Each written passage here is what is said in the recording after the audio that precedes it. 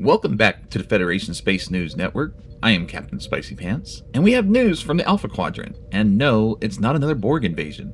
Cryptic Studios actually cares about its player base? Is this right? Wow. Executive producer Thomas Maroney and the team just dropped a massive stream detailing things to come, and we have the breakdowns. First up, they are actually pulling ships out of the Infinity lockboxes. I know, I'm as shocked as you are. We're making changes to the roadmap that you guys saw. We released back in April. Had a great overview of the things upcoming for most of the year. And you know, we know that you guys you save up keys, you save up lobby, you plan things right based on the roadmap, and that's totally to be expected. So we recently made some change in our plans, and I wanted to make those changes transparent to you folks. So starting with the biggest one that I think people will hopefully appreciate is that we've decided to change how you acquire the Klingon ship that we mentioned is coming in July. Originally, it was going to be in the Infinity Lockbox, and we're changing that to be an event reward for an event that we will talk about, in the future. Save your keys, because we were making another change to the ship release calendar.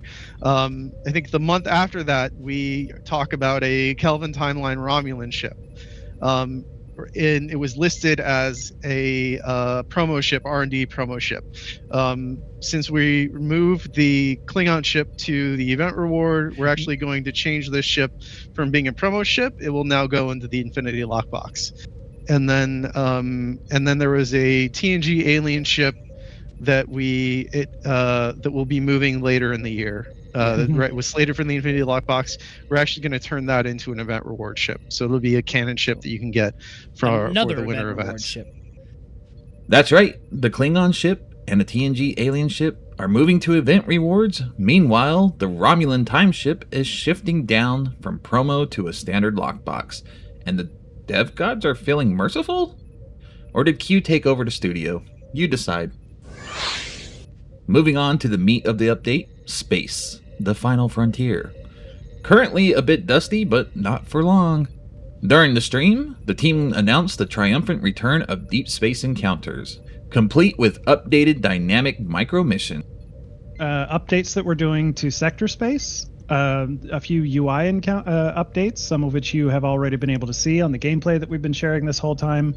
But in a grander scheme of things, all of that works together with a relaunch or remaster or rebuild, however you want to kind of phrase it.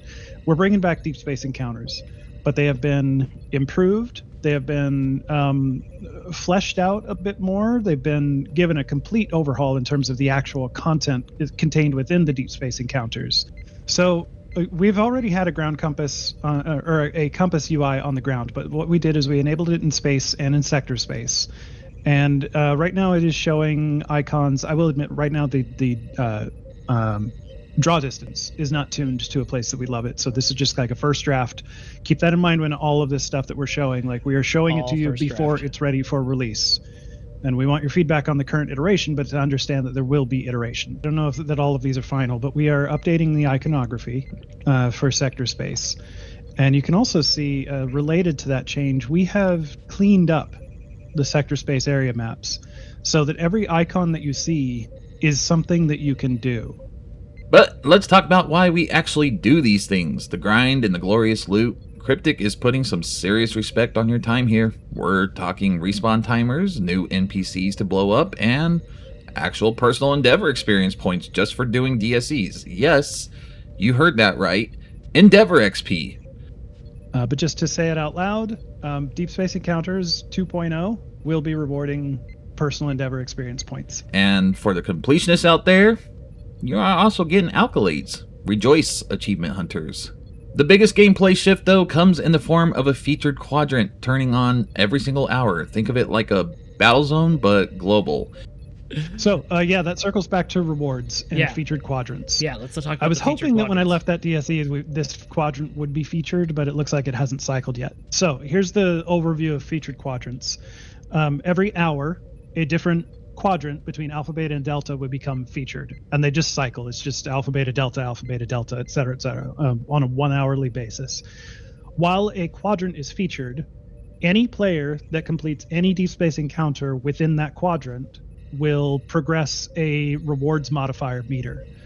And the amount that it increases is also dynamic based on how many players are engaging. This is kind of like Battlezone math under the hood. But as you increase that counter, as all players within that quadrant increase that counter, all players doing deep space encounters will find that will eventually reach thresholds that increase the amount of rewards that you get for doing deep space encounters while that quadrant is featured. So it's like a self-reinforcing cycle. Do deep space encounters, increase the rewards, do more deep space encounters to reap the rewards, which in turn adds even more to the counter and might rank you up for another tier and get more rewards, etc., etc., etc. Before you get too excited about beaming down away teams, a quick reality check. This is strictly space DSEs for right now. Ground encounters might come later. Don't hold your breath. Currently, these changes are only on Tribble at the moment. We have no clue when they're coming to live. They're going to give us plenty of time to test these features and of course provide them feedback on the official Star Trek Online Discord. Make sure you navigate to the correct section and leave them feedback. So when this does hit live, we have a quality rolled out update. On a side note, we did live stream last night and went over the new Rising Kit modules available with these. Yes, these nut favors. Bob, what'd you think of it? Shit's whack! Thanks, Bob. That's all for us here at Federation Space News Network. I am Captain Spicy Pants. I'll see you on the frontier.